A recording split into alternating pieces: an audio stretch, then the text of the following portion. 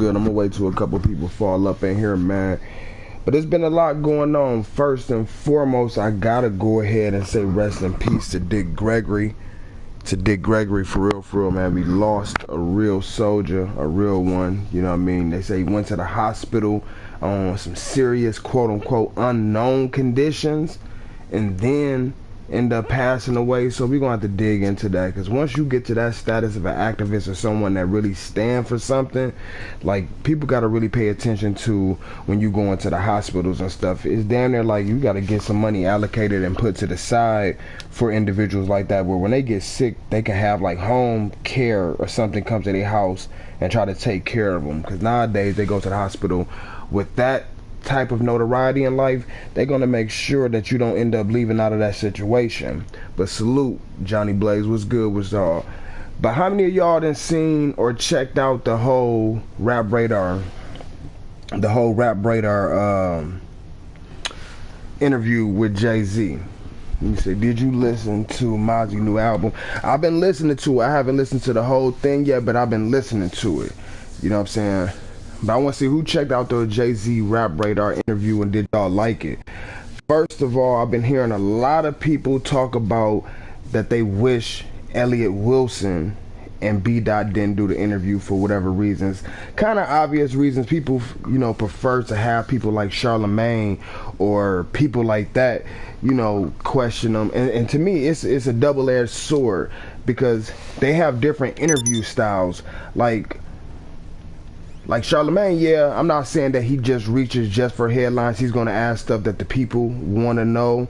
And kind of people feel like Elliot Wilson and them just kind of I've seen a lot of people saying like they didn't make eye contact with Jay, as if they felt, you know, like inferior to him and were just asking him some Rudy Poo ass questions and this and that. But I actually thought it was a dope interview. I like interviews where people, you're not just getting you're asking questions, but you're not just asking them questions. You allowing the man to actually talk. Because when you just searching just for headlines and stuff like that, or say for instance, this is a double salute, I fuck with Nori, you know what I'm saying? But a lot of times when you get different interviewers, they cut you off before the person even say some real stuff.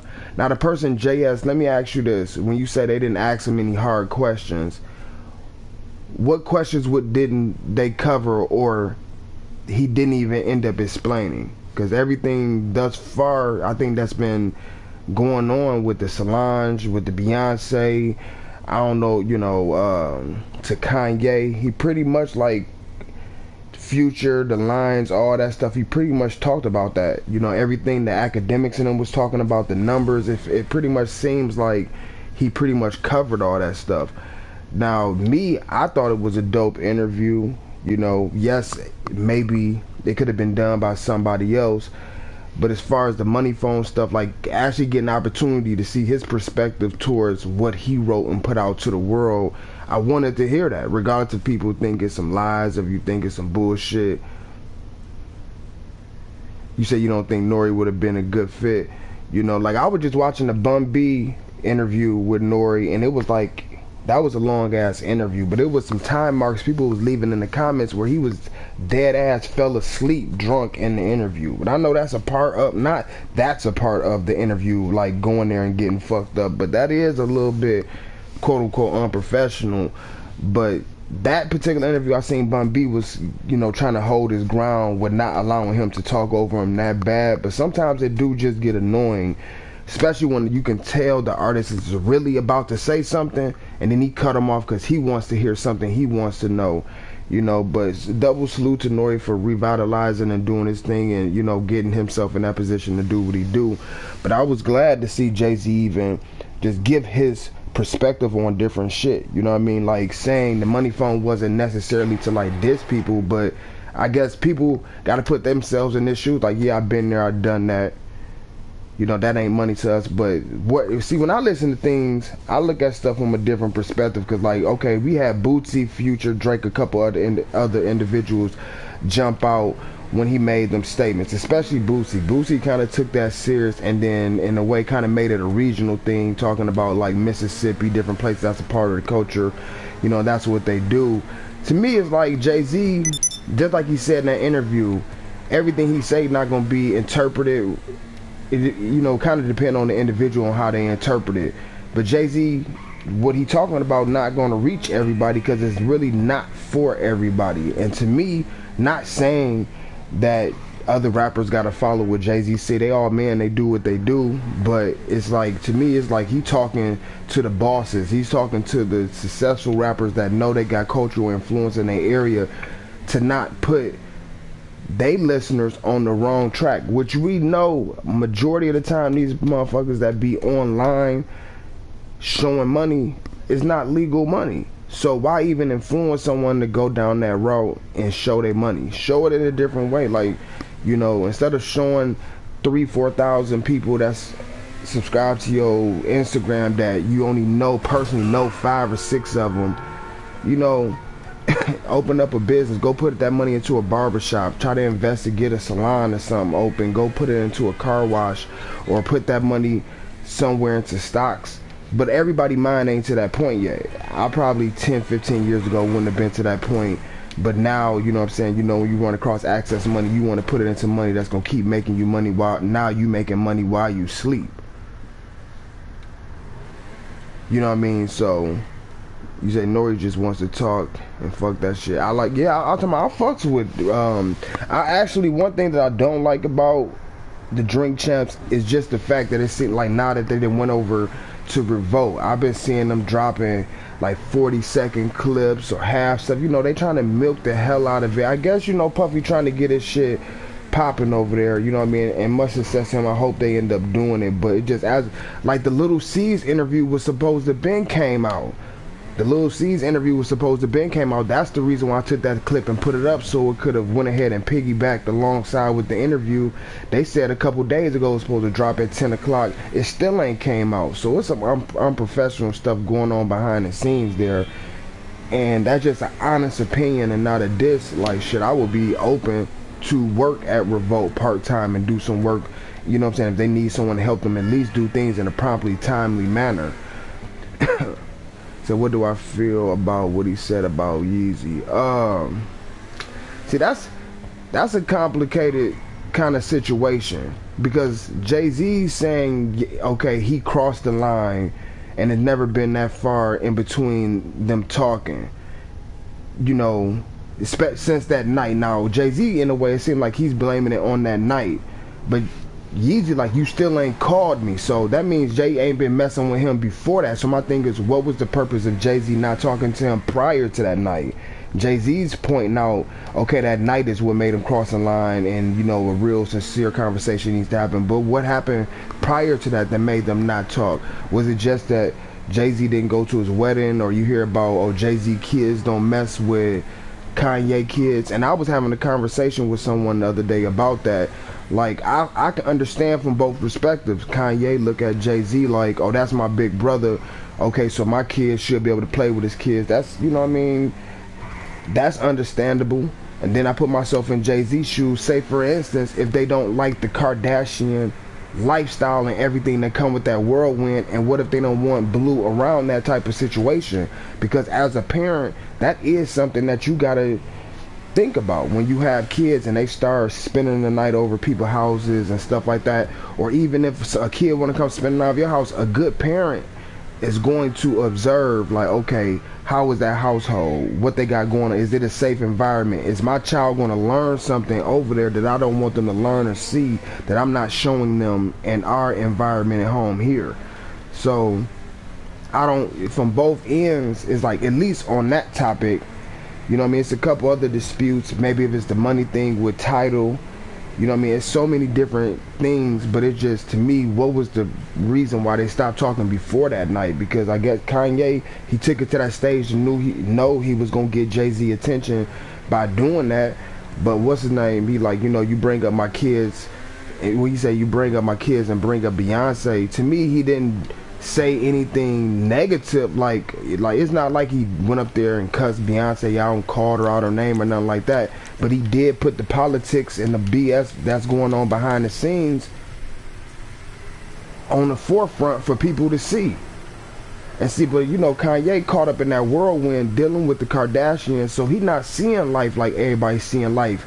He's in that situation. He got the rest of the world looking at him like, okay, okay, yeah, she did whatever she did to get her shit going, and now she turned into a business. Even to us trickling down all the way to Kylie Jenner. I think they said her business, the little lip gloss stuff, is almost a $500 million company. All that stemmed from a sex tape. So yeah, they flipped that into some real business stuff. But is that what Jay-Z want Blue to be around and absorb that type of mentality, or what?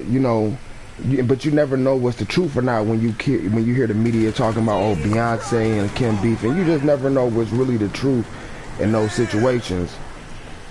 Okay, now Jay brought up Future's son, kind of hypocritical. Now, yeah, that is true. I was thinking that, and I think they B-Dot kind of asked him that in there. And that's why I say, who's to know if Jay-Z answers is sincere or not. When he said it wasn't malicious, he was kind of a flip. Yes, it was a cool play on words and then using it in the scheme, but saying like he was putting himself in that situation, like if he kept going down the road or whatever he was doing, if he did cheat on Beyonce, whatever, and that could be him in that situation. Yeah, he did bring his son into that. So I feel like if that's the case, then him and Future need to have a real conversation there. Hold on, let me turn down this TV if this too loud. But that is hypocritical, and that's real. But do you think his mental state was a factor? You talking about Kanye? When you talk about his mental state that night? But if you are talking about Kanye that night, I do feel like Kanye mental state, because Kanye, you know what I mean, a lot of people, and I see like his temperament and everything has changed since his mother passed away, you know what I mean, and it gotta be a hell of a world dealing with the Kardashians. If it wasn't the Kardashians, just any woman that's bringing what she brings to the table. You know what I'm saying? It ain't just her looks, it ain't just her ass, it ain't none of that other stuff. It's everything else that come with dealing with Kim. I think that could mentally wear a man down and possibly drive him crazy, because if at the end of the day, if he's stuck in a situation where he didn't pop so many babies with her, what's gonna happen if he leave her? You know what I'm saying? So that's something he's thinking about. He might have, or I know at some point in time, he then laid down next to her at night and woke up in the middle of the night while she was sleeping and looked at her like, damn, he might feel trapped. So the people that he really look up to and that he loved not really fucking with him. He rolling over, looking over at someone like, I love this girl, but now I done got these these attachments to her. So that's alimony. I'm talking about all type of stuff to come with it.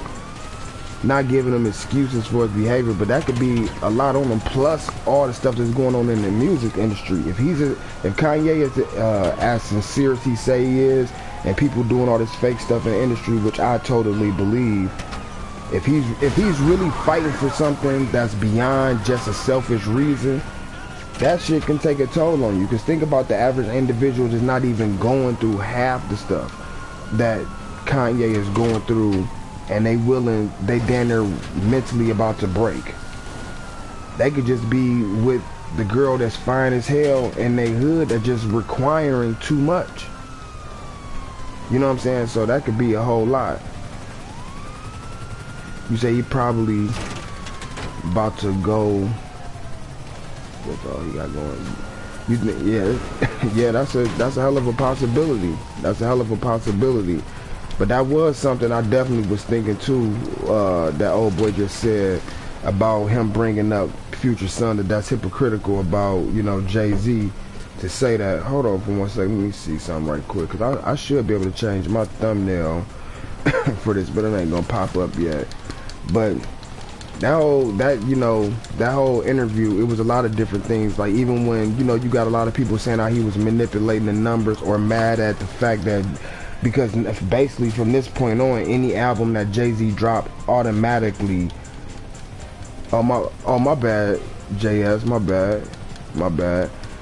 But a lot of people mad that at this point, any album that Jay-Z dropped, it's automatically going to go platinum. You know what I mean?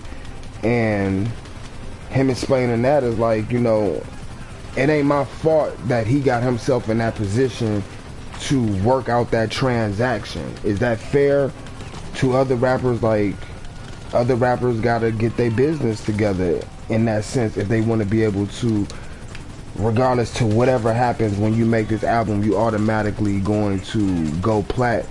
You know what I'm saying? Now the manipulation with the numbers and the streaming and all that, we really don't know what's going on with that. We don't know the mother companies, how much they really making and then paying these artists or whatever.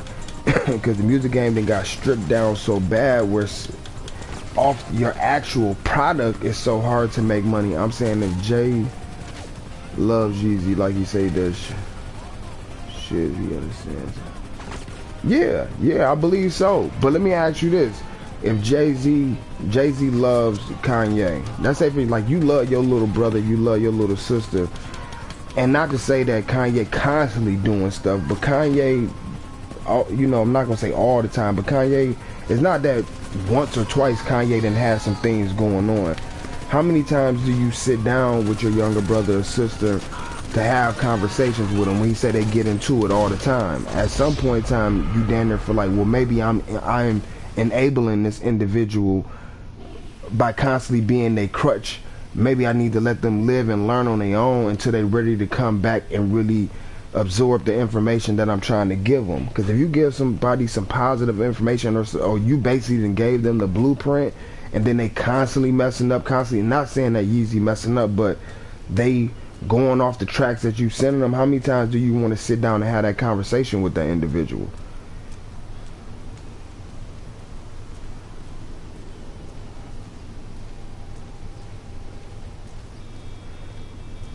Outlaw living. What you say? Even though I'm from Florida, I don't care for Jay-Z like that.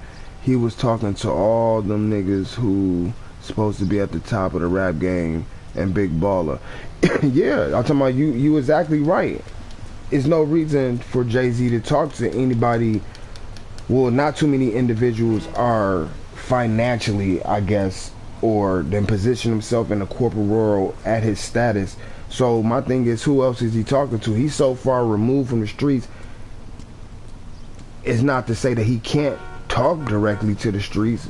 He is, but he damn near, to me, he's talking to the people that still has a direct connection or influence over the streets. You know what I'm saying? Like how Bootsy got offended.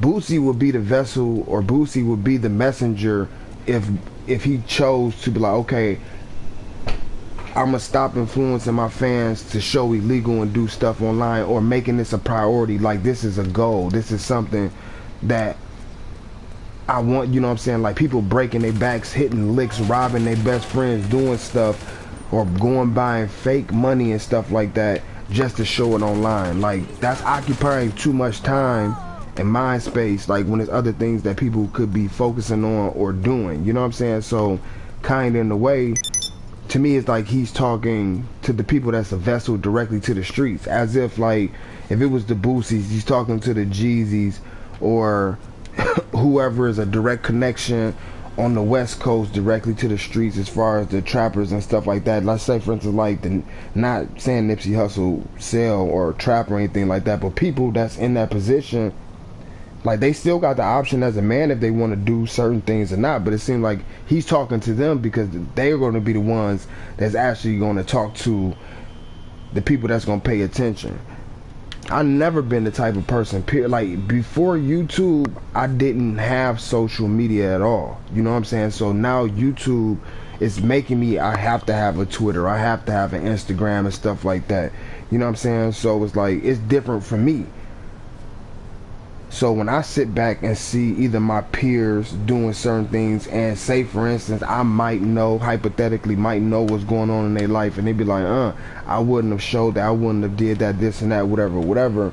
To me, that's not something that people should be arguing with, even if it didn't come out of Jay-Z's mouth. I think if anybody's giving you good information, like, don't do criminal shit online, and people find a way to argue with that, not saying showing money is criminal, but think about how many people in the United States, we know how the unemployment rate is. We know these statistics within our community. So you got this many people showing racks and racks and racks and racks. We know, like, some things is like, okay, we know what's going on. And then some people are showing the money along with the work, along with the guns, all at the same time with the caption, I'm a hustler, or come get it, I got what you need, this and that, blah blah blah. And then when they get arrested or someone speak against it, people want to get mad at the person for trying to give you some good information. I don't get it. It's like it's a lose-lose situation. For real, D-Boy, Cardi, you know what I'm saying? I feel that's the same thing. Like when I first started my YouTube, I still didn't even have none of the social media pages. You know what I'm saying? It just got to the point where people just got to asking me, like, bro, you need to get social media. If you want to try to expand, you need to get a Twitter and this. And I did the Twitter and for a minute, and then it took almost a half year for me to even do the Instagram. And y'all see, I really don't post like pictures of myself and all that stuff like that. I just never been that person. I wasn't raised like that. My dad didn't even grow up like really take pictures growing up. You know what I mean? People I know don't really take pictures unless it's like a personal family event or something like that. But then other than that, niggas don't really do all that. But I'm on PlayStation 4. That's how they got me. They did a social media. Yeah, it's yeah, social media, they say it's like in the 80 or 90% of this, that's the tool that law enforcement is using to catch people up nowadays. It's on the internet. I'm talking about, and then not even think about, okay, I'm gonna ask y'all a serious question. Would you prefer the police to be kicking in your door, or would you prefer the jack boys to be kicking in your door because you posting all this stuff online? You know what I'm saying? So my thing is, either or is not a good thing, but at least if I can't say that for a fact, but at least you got a percentage if the police kick your door for a raid or whatever the case. You might just get arrested and go to jail. You gonna live. A jack boy kick your door because what you putting online, you might lose your life in that situation, because most people that's robbing niggas is someone you know, and if they feel you a threat or gonna retaliate or anything like that, they just gonna go ahead and knock you off that night. You know what I'm saying?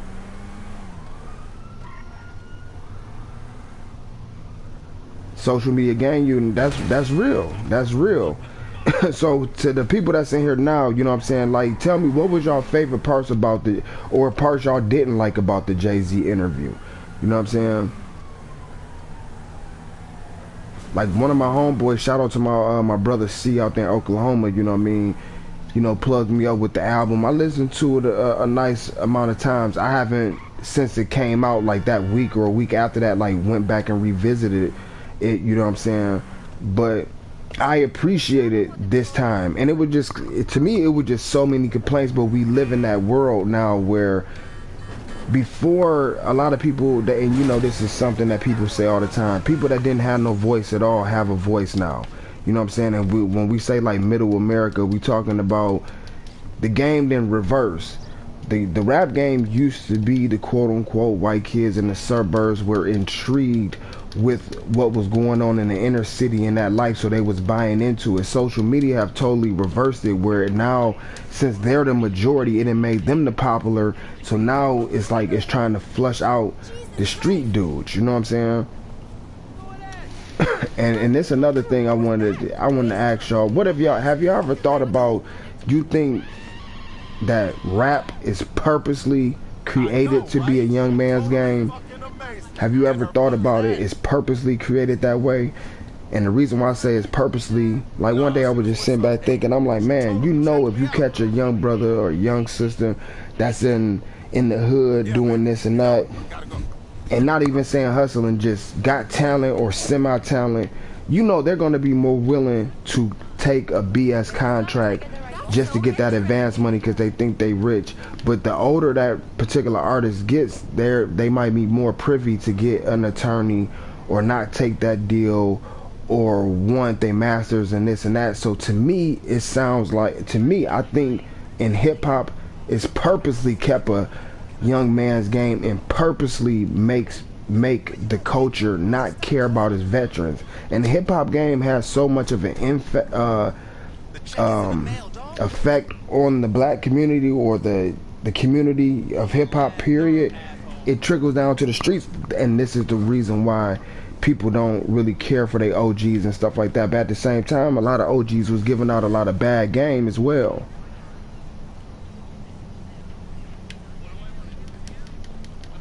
Now when I say rap being a young man's game. Like the reason why, like when you got individuals like Noriega saying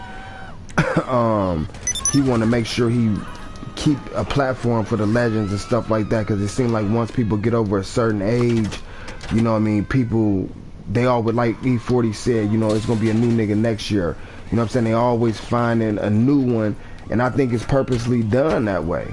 I think they purposely do that because they know that this person is more hungry, and more hungry in the way of thirst to take that bad contract. And even though it's a bad contract, it's still gonna change his life. Think back then, it was Sugar Hill back then, because that was the beginning. So these are the four founders, and them four founders was just that age at that time.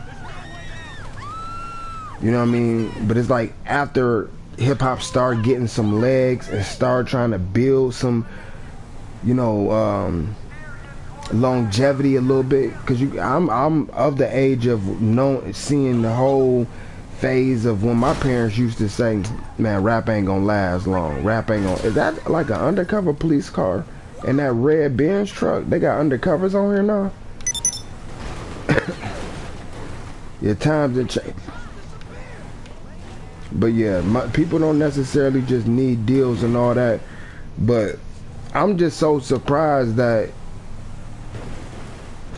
I guess because a lot of people either didn't grow up on Jay-Z, and even if you did, they might not necessarily think that Jay-Z should possess as much power in the game that he actually does. But we don't know what's going on behind the scenes, you know what I'm saying? To be honest with you, I don't know if Jay-Z really, when they consider this whole Illuminati thing. But to me, the thing that's sad about the Illuminati, or being thrown up under that umbrella of the Illuminati, it seemed like, say for instance, y'all know me right now, and say for instance I keep doing this, I keep going hard, next thing that's it turned into a radio station, I get syndicated, I get money, now I'm a millionaire, this and that. The same people that know me now, the new fans gonna come and say, oh, Doc, he an Illuminati, he got too much money, how did he get that successful? It's almost taking away from the artist or the individual to say this person is not talented enough or smart enough to obtain what he got.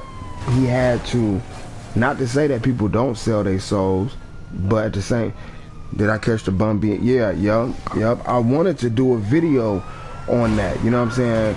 But Revolt, man, they've been BSing. Revolt been trying to take down, and someone needs to talk to Revolt, and hopefully someone from Revolt end up hearing this.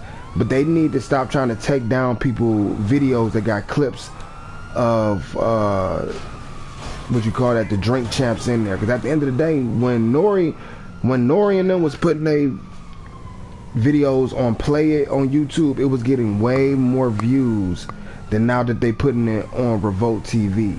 So when we do commentaries and use their clips, which technically by law we have the fair use law, we have the right to do it, it's still giving them promotion for people to go back and still watch the whole video. But they greedy, trying to suck up every goddamn penny. They flagging people videos and taking them down. But y'all seen the Bun B one, it was actually a lot of game that was put in there. I never knew that UGK and 3-6 Mafia was gonna come together and be the underground mafia. You know, the part I was gonna do the video on was when he broke down in tears and was talking about Pimp C. You know what I'm saying? You could tell that they was real close, and it was, you know, just a real unfortunate situation. I was getting frustrated in that interview because the more and more drunk Nori got, it was, you know, it was points in there where you could tell Bun was about to say something that maybe he never said before, and he would get cut off. And I'm like, it gotta be a point in time where, and Nori knows he does it, because when he first started the podcast, he would say it like, yeah, my fans tell me to stop cutting people off. It's like, it's to a point now where it's just, and I still support his stuff, and not to say that it's hurting his pockets or doing anything like that, but it got to be some point in time where he kind of gets that under control. You know what I'm saying? Or DJ EFN maybe have to step in a little bit more when Nori is cutting people off, and kind of keep the artist on track of what he was saying. Yeah, EFN, you do. And you saying hip hop is byproducts of the major, and Jay putting young cats in the game. Yeah, that's true. That's true. I wonder, have any of y'all heard of anybody that's then went over there to Rock Nation feeling like they didn't got fucked over, even semi, to the point of what Cash Money did to people? I haven't been hearing no complaints when like people go over there for distribution, people go over there for for management or anything like that. I don't be hearing a lot of complaints come from the artists that go over there. Now people might say, oh, because they selling their soul, but it seemed like, Jay trying that, pretty much trying to help people, but I don't know. I really don't know. That's why I don't like the Drink Champs podcast. Yeah, I was seeing that in the comments, like before I even got 50% through the interview, people were saying in the comments like Nori asked them the same question multiple times or kept giving them the same big up, but that was just because he did get drunk as hell. And I don't know if he was just celebrating or he was drunk before the show and then that happened, but I want to see Nori expand. And then it was the same thing with me. The reason why I kind of slowed down on interviews because it just got to the point, and it's no diss to the West Coast, but all of my what up though 730 was good, but it was coming to a point where all my interviews would have been straight West Coast, damn near almost straight the surrounding the Bay, you know what I'm saying? So, I basically slowed down a little bit because I don't want it to just be hitting one region, because when you do one interview with one individual and they possibly say something negative about another rapper, and you don't want to seem like you're a platform that's being biased, it's only fair to give the person that they're talking about the opportunity if they reach out to you for an interview, and then it will keep happening, you know what I'm saying? So now you stuck in their world. Instead of now it's like they're kind of controlling your platform, you know what I'm saying? So I'm like, start reaching out, because it's some other big interviews, other things that I want to do, but it's still about, branding Doc Hicks TV and getting people to the point of knowing that people do want to see me get interviews out here. Everybody hates on those. So yeah. So y'all heard Seabo response, the body for body against Mozzy. Now comparing Mozzy's song, New Era, New King, up against Seabo body for body. What's y'all opinion on who you think, it just based off them two songs, who won that? Now, a lot of people I know gonna ride with Mozzy. He has the bigger fan base right now. You know what I'm saying? My thing is, who knows, Seabo might be spitting nothing but straight facts, so he felt like that song was good enough to come back at what Mozzy dropped. You said my G Doc taking over this hip hop game media. We ride with you no matter what. I can't mess with them fake media platforms. Hey, salute, man. I appreciate it. And you doing your thing over there too. You know what I'm saying? People need to make sure they check out 730 Matic. You know what I'm saying? He be putting up, even on his social medias, he keep up on a lot of stuff. You know what I mean? A lot of times some of the things that I find out that's going on, I find out through him. You know what I'm saying? So y'all should definitely check out his channel and his social media. You know what I'm saying? I believe correct me if I'm wrong, but I think it's 730 Matic or Matic 730, like on Twitter. But yeah, and people were kind of a little bit upset that of the direction that I went. Kind of, it wasn't that I was riding with Mozzy, but I was giving my honest opinion of hearing his song and then hearing what Seabo was possibly gonna put out. I'm like, that ain't the one. That ain't the one to compare to what Mozzy. Like, Mozzy do got a wave, he got a fan base. He's in the middle. He's like not at his peak, but he's on his wave right now. If he drops some, his shit gonna spread. You gonna battle him coming from an old school era. Not saying that you gotta make a song of today or sounding like these rappers now, but you gotta come with some heat. You gotta come with some heat, you know what I mean? Or it's not gonna really. But this whole video, this whole thing, you know what I'm saying, was supposed to be about Jay-Z interview. You know what I mean? 7:30. Did you check out Jay-Z interview? You know what I'm saying? Did you like it or you didn't like it? You said, oh, hands down, I'm not just rhyme.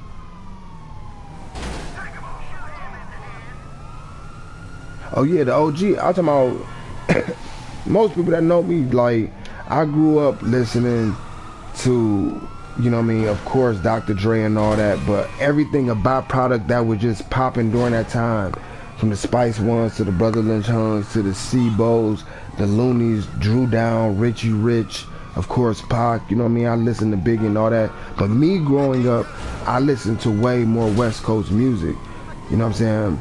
I can't, you know what I mean, one of my uncles at one point in time, you know, because the Funkadelics used to have multiple people kind of coming in and out of their band and different things like that.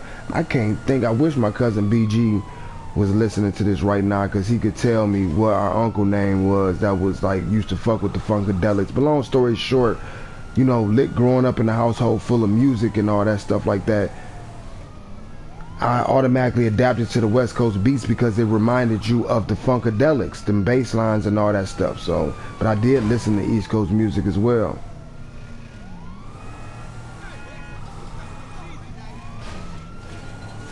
Oh shit, I'm 35. This young generation a mess though. It ain't no respect at all. Now I understand the concept of respect, like you gotta give respect. Respect is something earned, not just given. I understand that concept, but money get people heads big, and they feel like just because they getting a bag or they getting money that they don't have to respect nobody. You know what I'm saying? At all. You know what I'm saying? That just because you getting money, people gotta kiss your ass, or that means something just because you getting money. Like, just because you getting money don't mean that your character as a man means anything. You know what I'm saying? Like, if your character don't mean nothing as a person, like, you don't stand for your own individual principles, which that might not mean that you gonna get along with everybody or you and everybody gonna agree. But money don't just make your character. And a lot of these young dudes, because they are getting a bag, they don't feel like they have no reason to respect OGs. Like, it's just a totally different time. I was raised to respect my elders. You know what I'm saying? Now, if they disrespect me, you know, okay, that's a different case. But at the same time, you know what I'm saying, I was raised that way. We gotta think about who's the parents of this generation that's raising these kids.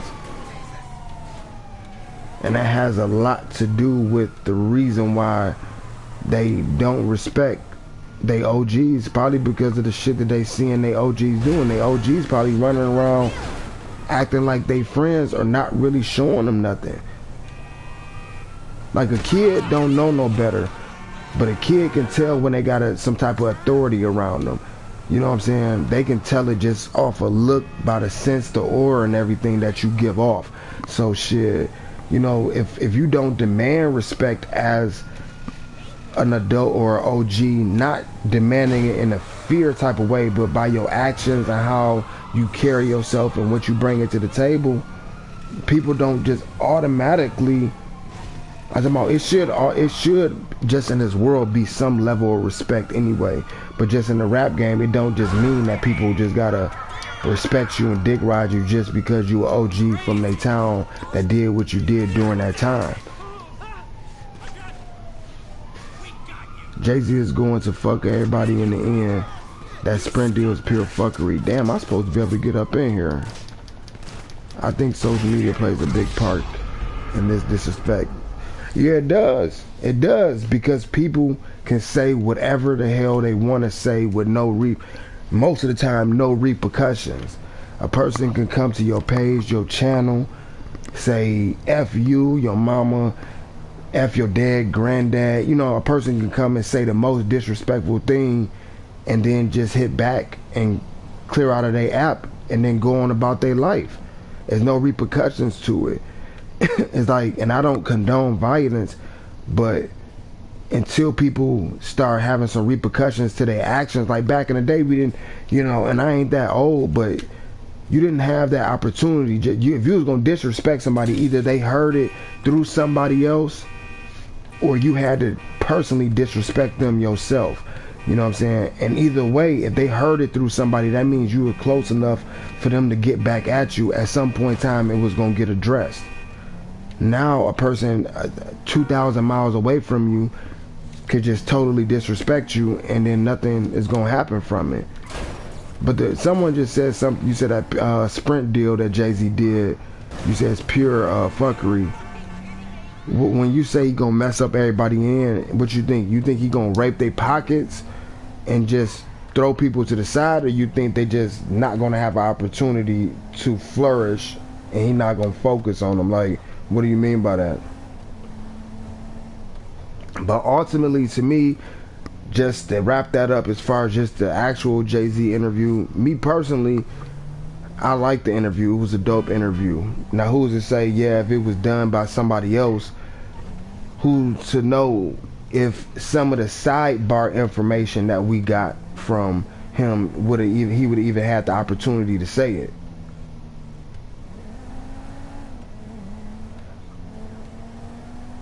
Yo, what up, though? He said, yo, what up, Doc? Do you think this shit happened? He said, what do I think about him? Man, you know, they definitely picked a secure area where they knew they would at least be able to get it accomplished. Now, that's one thing I'm going to say. I don't know people backgrounds and stuff like that, where they, you know, what side of the fence and stuff they come from. But I'm going to tell you one thing that Chairman Hoover used to say, at least when it went over to growth and development, was saying, like, if you really want to take over your hood and all that stuff, you need to go to college and get an education so you can start becoming mayors and aldermans and this and that, you know, be getting to the police force, get into these positions within your community so you can make an actual change. See, the thing about it, old boy and them, but you just asked me about down there in VA that just happened. The only reason why that thing is able to happen that way is because they have people in place that's going to allow it to happen. I seen a meme the other day that just made total sense when someone said, why don't you see, I think it was like, the same reason why you didn't really see the police down there in Charlottesville is the same reason why you don't see the police. I mean, you don't see Superman and Clark Kent at the same time. That was just a perfect example. Basically, them the same motherfuckers down there.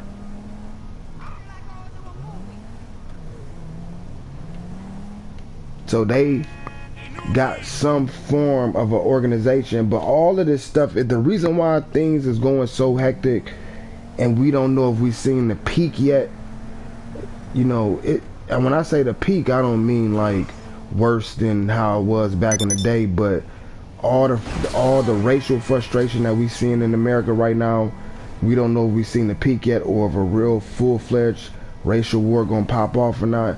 It's because that generation that was like full-fledged racist back in the day, they're slowly dying off. You know what I'm saying? Just off of old age. You know what I mean? So they're putting up their last fight.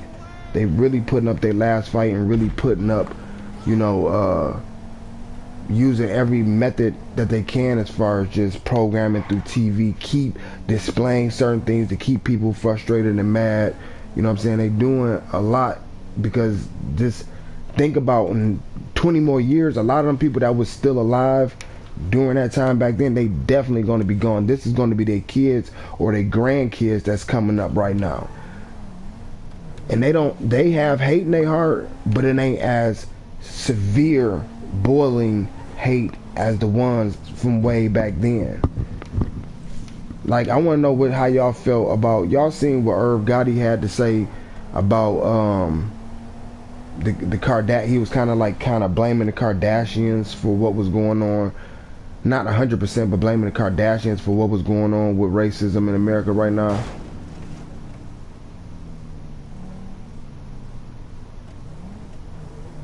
Yeah, 7:30. That's real. As long as we just killing each other, they're fine. But now, yes, some of that stuff is still going on, but there's so many different outlets and revenues and different ways where people are actually getting rich and stuff like that, and they know money talk. They know money talk, and money, it's too much of it. It's frustrating them. It's frustrating them.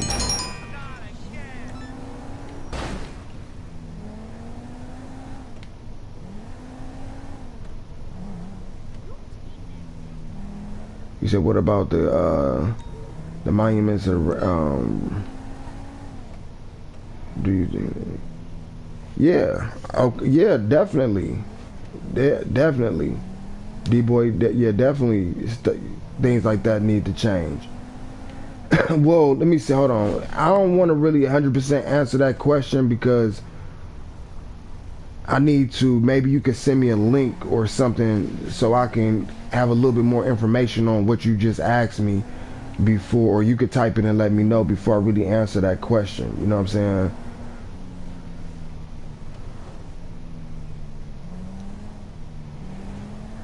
But I don't know if it was a fake meme or not, or what was going on. But they were talking about these rallies. They talking about they're gonna go to Chicago, Detroit. I think that's someone that just made that and put that up. Not to say that these people not crazy enough to try to do it, but honestly, I don't really think that they trying to go on that tour. You know what I'm saying? Go on that tour like that. They're not gonna hit one city. They're not gonna come to Detroit and then go to Chicago right now. Like, But one good thing about it though, even though when they do have those rallies, is especially with social media being out right now, is giving people the opportunity to see these faces, because so many of these individuals then got online and in doing the not even hiding behind the sheet, they hiding behind their phone racism. When you at least come out on the rally, it's giving people opportunity to at least be able to see your face so we can know who is who, or to be able to touch you. Because they not really that stupid. They caught that one dude, 7, 8, 9 deep, caught the one dude by himself. But what's the real odds of that happening if we really come down there prepared? The unfortunate situation about it is like when they say when a game is rigged, you playing against other players and you playing against the refs as well. You know what I'm saying? So like you're gonna have a fight with them and you're gonna be having to go against the police as well. So yeah, drop a comment in the comment section. Tell me what your YouTube group is. But this video kind of went a little bit longer. Oh, and generally, okay.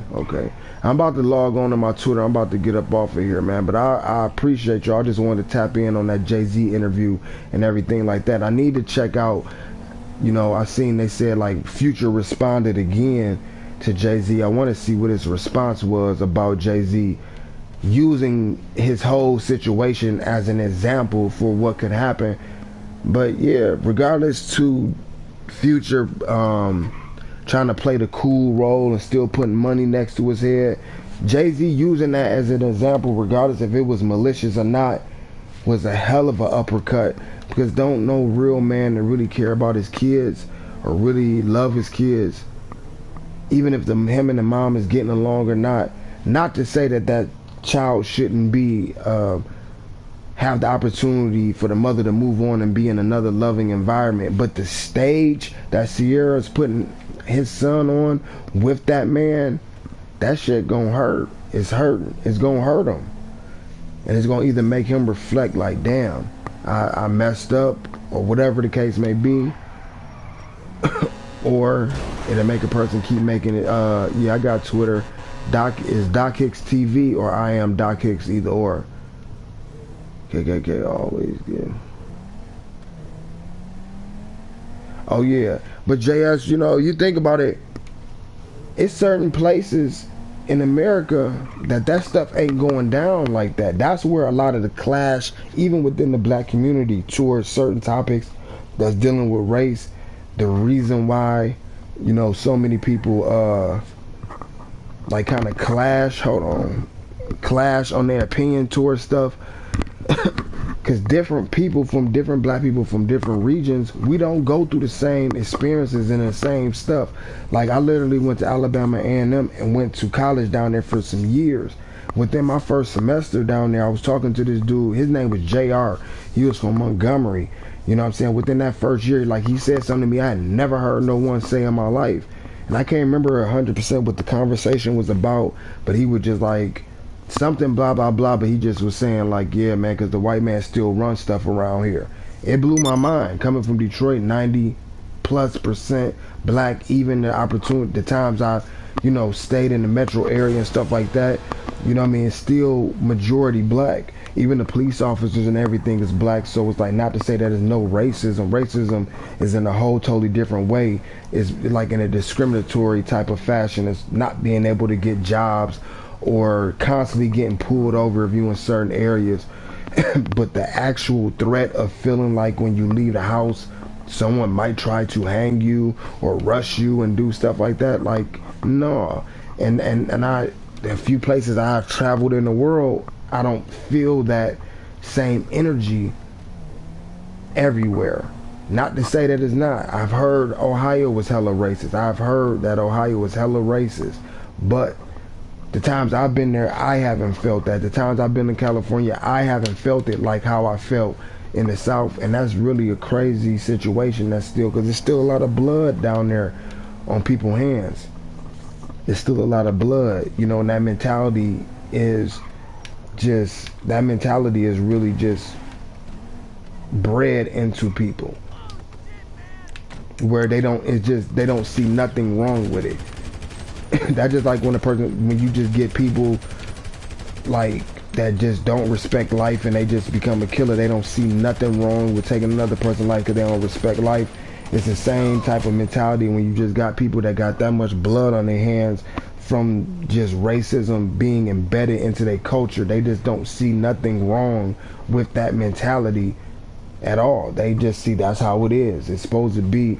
But interracial relationships, not even just with black and white, just period, with people dating outside of their race or just mix whatever they doing, finding love, however they find love, is happening so much at a high rate.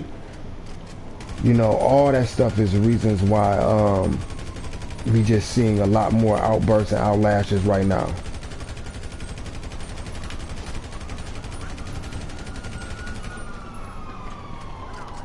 But yeah, though, this lobby end up filling up, but I'm gonna end up catching back up with y'all, man. I appreciate y'all tapping in. But holla at me, man. It's DocHicksTv.